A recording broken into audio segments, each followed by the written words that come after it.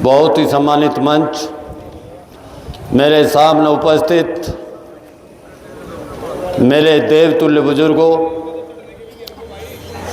सम्मानित नौजवान साथियों, पत्रकार बंधुओं, प्यारे बच्चों, आज इस धरने को 3 महीने से ऊपर हो गया। एक दिन कहीं नहीं जाने की बात, बड़ी ही शालीनता और अनुशासन से आप लोगों का ये धरना अपने लक्ष्य की तरफ अग्रसर है।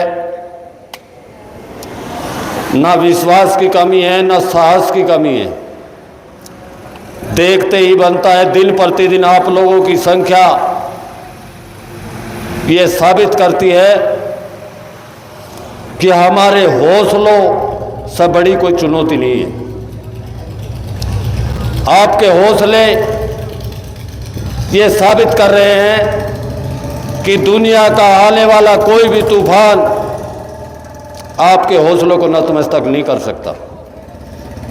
मैं सलाम करता हूं आप लोगों के इस हौसले को। और जो लोग फेसबुक के माध्यम से आप लोगों को बरगलाने का काम कर रहे हैं, उससे आप लोगों पर रत्ती भर भी फर्क नहीं पड़ना चाहिए, क्योंकि जिस तरीके से योद्धा वो होता है जो अपने लक्ष्य पर अपनी एक आंख गड़ा के रखता है और उसको पता होता है कि मेरा लक्ष्य क्या है। ये लोग आपको भ्रमित करने का काम करेंगे या आपके बीच में फूट डालने का भी काम करेंगे। आप लोगों को भली भांति पता है, आप पढ़े लिखे भी हैं और आपके पास जीवन का अनुभव भी है। आपको भली भांति पता है कि सर्विस रोड देना तो हाईवे के किनारे सरकार की मजबूरी होती है उस हाईवे को चलाने के लिए। मैं आप लोगों को ये बता देना चाहता हूं कि ये इकोनॉमिक कॉरिडोर है, ये बना ही व्यवसाय के लिए है। और नितिन गडकरी जी लाख कहे कि हम इस पर कट नहीं देंगे, कट तो उनकी मजबूरी है, वे एक कट नहीं, इस पर कट देंगे, देख लेना आप। मैं आप लोगों को ये बताना चाहता हूं, यह सिर्फ आपके धैर्य की परीक्षा है, यह आपके मान सम्मान और स्वाभिमान की परीक्षा है जो सरकार आपकी लेना चाहती है। और यह क्षेत्र चौधरी चरण सिंह जी की कर्मभूमि है। जिस मसीहा ने, जिस योद्धा ने जीवन में अपने स्वाभिमान के साथ किसी भी सरकार के साथ कभी समझौता नहीं किया, उन्होंने अपने स्वाभिमान को सर्वोपरि रखा और कभी भी झुकना उन्होंने स्वीकार नहीं किया। हम उन्हीं के वंशज हैं, हम उन्हीं के अनुयायी हैं। और आज राष्ट्रीय लोकदल के कुछ छोटे भाइये जो किसान यूनियन को राष्ट्रीय लोकदल की विरोधी कहते हो, मैं उन लोगों को बता देना चाहता हूं कि समय जब आता है आप ढूंढने नहीं मिलते।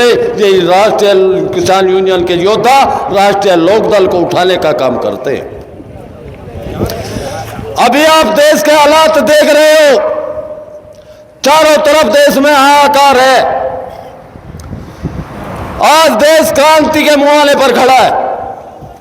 गृह युद्ध जैसी संभावनाएं देश के अंदर बनी हुई हैं, लेकिन ये झूठी सरकार आप लोगों को हिंदू मुस्लिम में बांट करके इस देश को गर्त की तरफ ले जाना चाहती है।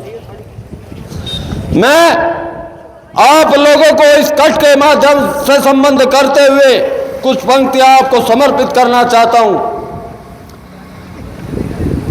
कि क्या ये देश उन्हीं का है जो सीमा पर मर जाते हैं?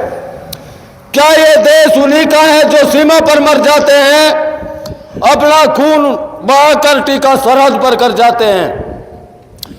कोई युद्ध वतन की खातिर सबको लड़ना पड़ता है और संकट की घड़ियों में सबको सैनिक बनना पड़ता है। जो भी कौम वतन की खातिर मरने को तैयार नहीं, उस संतति को आजादी जीने का अधिकार नहीं। अब एक और महाभारत लड़ना होगा, चक्र सुदर्शन लेकर के अड़ना होगा। मैं अर्जुन को श्री कृष्ण की गीता की याद दिलाता हूं, इसलिए मैं केवल अग्निगंधा गीत सुनाता हूं। एक और कविता मैं आपको इस मंच के माध्यम से प्रेषित करता हूं आप लोगों का आशीर्वाद चाहता हूं।